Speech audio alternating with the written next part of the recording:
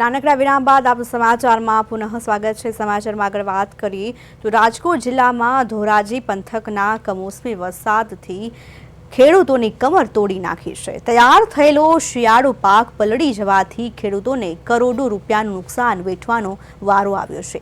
એક તરફ કુદરતનો માર ત્યારે બીજી તરફ સરકારની ઉદાસીનતાથી ખેડૂતો ભારે રોષે ભરાયા છે।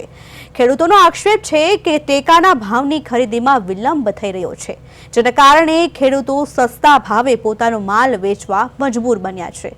ધોરાજી પંથકમાં ભર શિયાળે ચોમાસા જેવો માહોલ સર્જાયો છે। કમોસમી વરસાદના કારણે ખેડૂતોએ મહા મહેનતે પકવેલો શિયાળુ પાક નિષ્ફળ ગયો છે। ખેતરોમાં ઘઉં, ચણા, એરંડા, ધાણા અને તુવેરના પાકને ભારે નુકસાન થયું છે। ખેતરમાં કાઢીને રાખેલા ઘઉંના ઢગલાઓમાં પાણી ઘૂસી જતા ખેડૂતોની હાલત કફોડી બની છે।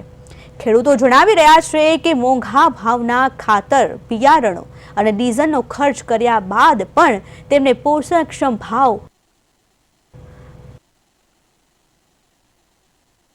કાલે જે કમોસમી વરસાદ થયો એ બધે થયો છે અને સારી એવી નુકસાની છે। અત્યારે ખેડૂતોને કોઈના ઘઉં કપાઈ ગયા છે, હજી બાકીના ઘણા ખરા ઊભા છે।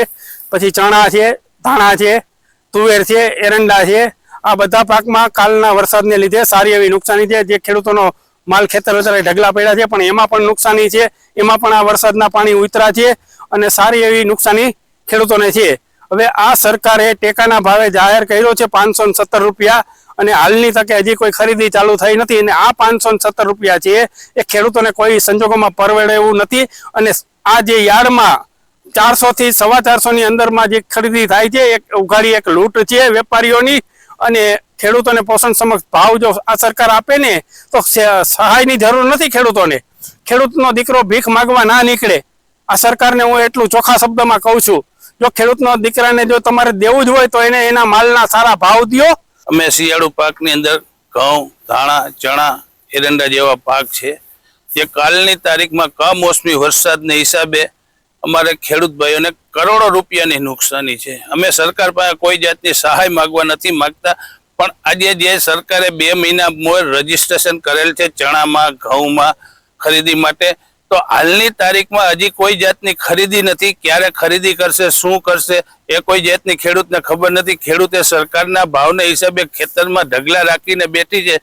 જો 20 દિવસ મોર આ સરકારે ખેડૂતના ઘઉં ખરીદવાના ચાલુ કરી દીધા હોત તો કોઈ ખેડૂતના ખેતરમાં ઘઉંનો ઢગલો ન હોત અને આ ખુલ્લી બજારમાં 400 થી 450 રૂપિયામાં જે ઘઉં વેચે છે, જણસી વેચે છે, એ જણસી ના વેચે, ખેડૂતને 500 રૂપિયા ઉપર બજાર આવત।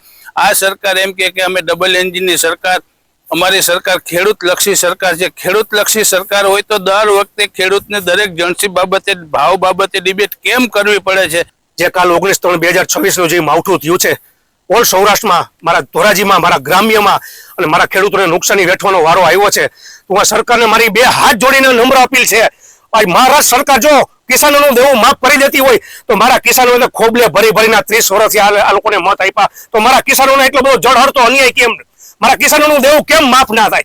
આ તમે ક્લાઇમેટની અસરના હિસાબે આગાહી કરો પણ આપી દે છે 20 દિવસ અગાઉથી પહેલા કે આજે આટલા તારીખે માવઠું છે અને થાય છે, સાચી જ પડે છે આગાહીકારોની, પણ બને છે એવું। આજ ઘઉંની બજાર તમે જુઓ, આજ મારો કિસાન વેચવા જાય છે તો આજે 420 રૂપિયામાં ઘઉં જાય છે। સરકારની ખરીદીના ભાવના ટેકાની વાત થઈ છે તો આજે હજી ફોર્મ લેતા નથી, ક્યારે ખરીદી કરશે એનું કંઈ બહાર પાડતા નથી। ચણા છે, એરંડા છે, તુવેર છે, આજે ઘઉં છે, આજ 1200-1400 રૂપિયા ભાવના આજે આ બિયારણો મારા કિસાનો લઈને વાવી રહ્યા છે અને એના જે 420 રૂપિયાનો બજારમાં ભાવ નથી।